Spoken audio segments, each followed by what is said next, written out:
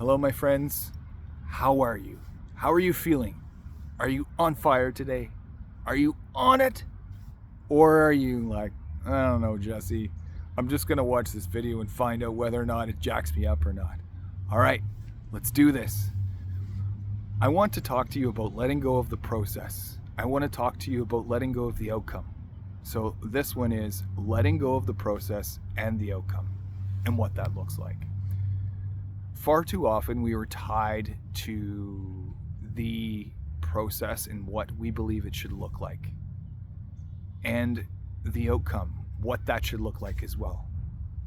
And many times we build resistance and resentment because we feel it should be a certain way, and we try and control it because that's our way of making sure it's okay, right? Making sure that we do that, but we don't trust it. When we do that, when we guide it too much, and when we do too much of that, creating resistance, creating resentment in ourselves, it makes us a person, well, makes us sour, makes you angry in some moments, irritated. Here's how that is for me, near and dear. My dad recently went in and had an operation on his back. Armed with lots of information this time, I really want to help my old man. And I'm a person that I will never give up. I will always try and get help, advise, get people to a point where they have all the info they need to make the choices they do. And that is where the difference in all that is. See, with my dad, it's his journey. And there is a bit of cognitive dissonance, and that's okay, when it comes to parents taking advice from their kids, right? Because it's not that they don't trust you, it's just that they want their own independence and they want their own choice, and they've earned it and they're entitled to that, and that's okay because it's their journey. Have you ever heard of the quote, you can lead a horse to water but you can't make him drink? That isn't necessarily a bad thing. Give as much info and as much advice as you can. Don't feel like you're impeding, you're helping, unless you're really being overbearing about it and you're getting too far into it where you are contacting and you're blatantly being disrespectful when somebody says, okay, I've had enough. You just keep going. Don't do that. But what I mean is, you can share as much info as you want with that person. Ultimately, they have the choice. But if it were reversed, how would you want that? When somebody has lots of information for you on how they feel that you should start looking at your life differently, and you are like, who are you to tell me how I should look at my life differently? Unless they're in a crisis. But if that is indeed what that is for you, when you look at it that way, wouldn't you want your sovereignty as well, to be able to choose whatever you want? I think the answer is yes. So with my dad, as frustrated and as upset as I was this time when he decided to do this, I had to say, you know what? It's okay.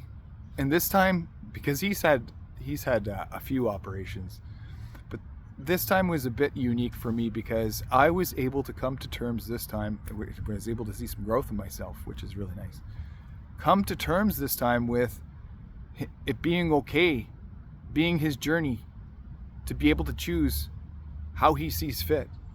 Even if he doesn't see the same thing that I do, when I see it through a lens where it could improve his health and his journey. He's got to do that on his own.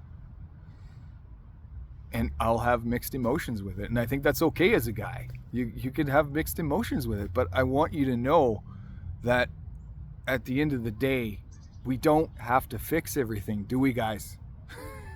We don't have to fix everything. We can offer advice. We can share what we know. But we're not here to fix everyone and everything. And it's letting go of the process.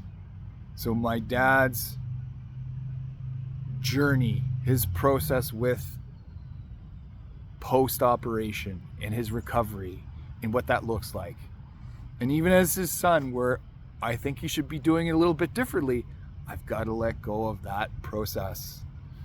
And because the outcome, I believe, if I stress the man out, would be worse, because it becomes much more resistant and constrained.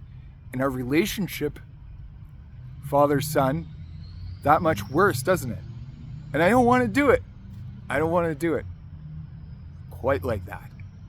I want him to have all the information and make the choice on his own, because I want it to be his own. I don't want it to be because Jesse said so. That's nuts. So I want to put this back on you. Where have you been recently, or maybe the last 6 months, where you've had to just let go of how you feel your spouse, significant other, partner, brother, sister, cousin, uncle, aunt, whomever that is? Let go of how you think their process, their journey should go, because the outcome will be their outcome, right? It's their life, their outcome. So what I learned to let go with my dad, again, I do this layer by layer.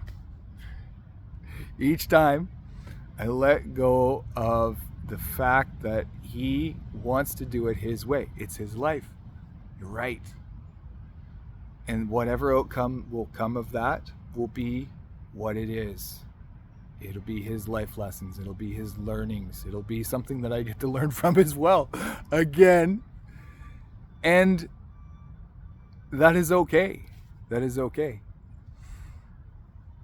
I think as a man, it becomes difficult because we're always looking for a solution, or we're always looking to problem solve, troubleshoot. We always want to rectify it. It's tough sitting there looking at the problem and letting it happen. Or it's tough sitting there letting people have the life lesson. It's tough sitting there watching it sometimes. But it may not be tough for them. That's our work. That's not theirs. That's our work.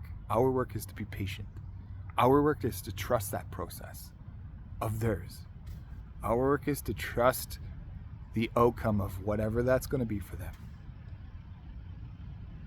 That, my friends, is something that Jesse works on a daily basis, a weekly basis.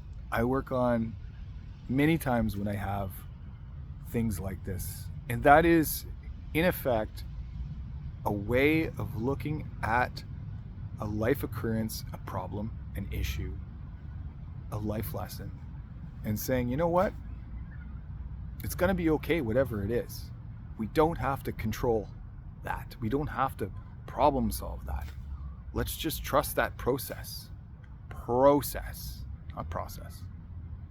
Let's trust that outcome, whatever comes from that.